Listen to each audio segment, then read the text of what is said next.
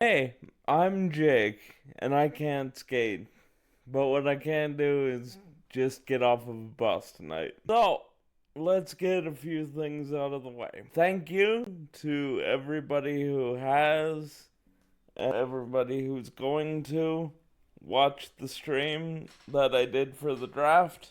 That was a lot of work, but it was so much fun. And thank you so much to my friend Ryan, whose house I was staying at, for allowing me to stream from his living room while I was visiting him and the kiddos.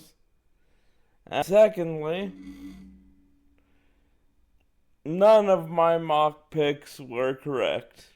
None of them at all. At least you guys liked those videos. The props I will give myself are that the picks the Flames did get matched the archetypes of the players the Flames needed and the ones that I mocked for them.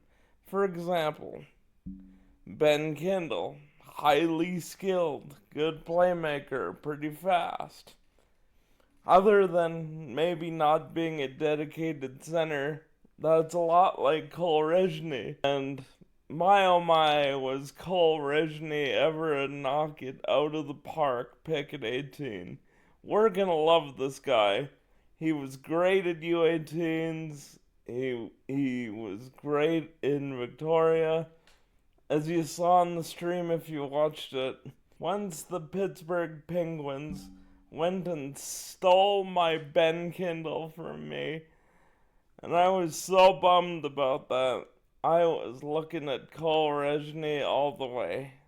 Well, at least once Eklund was taken off the board, which took longer than I thought it would as well. And at 32, Cullen Potter. Man, I'm borrowing a phrase from the remake of The Longest Yard, but man, does that guy ever make fast people look not fast. And he's a pretty good center, and we can work on the hands and maybe the gritty stuff. You can't teach speed, and we need speed going up against the Oilers. We really do. That McDavid guy is pretty quick, much as I hate to say it. So, what did I think of the first round? I absolutely loved the picks that we made. I thought the actual draft format kind of sucked because there's no reason I should start streaming at 5:45 essentially, and we're only on pick 3 or 4.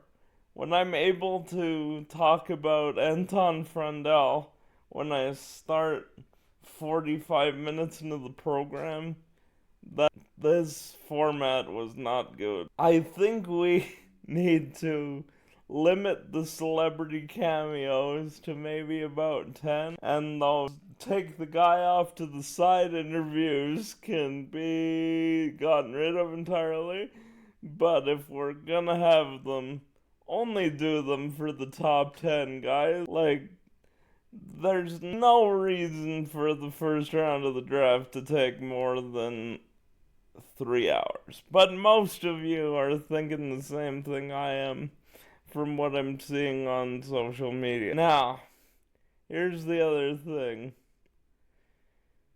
No Rasmus trade this weekend. I'll eat that one. I said it was gonna happen, and it didn't happen. It sounds like it was about to happen, but the teams we were pitching him to, especially the Vegas Golden Knights, who are having a very interesting couple of days without the Rasmus thing, didn't want to do whatever trade was on the table unless Rasmus agreed to sign a contract there. And right now, he's looking pretty determined to start the season and try and up his value that way. Now, I will still stick by that I think the trade happens some point this summer because I think once Aaron Ekblad goes off the market, teams will be much more desperate for that right defense that Rasmus will provide. The stick is probably going to be that instead of getting multiple pieces, we're just going to get maybe one first or a first and a second. Honestly, I think getting a first next year is probably better than moving up would be this year. It sounded like when we were trying to move up, it was to get Cullen Potter anyway. So the management group is clearly very high on the guy that makes fast people look not fast. And with that said, as always, go Flames go, and like, subscribe, and share if you like what I'm doing.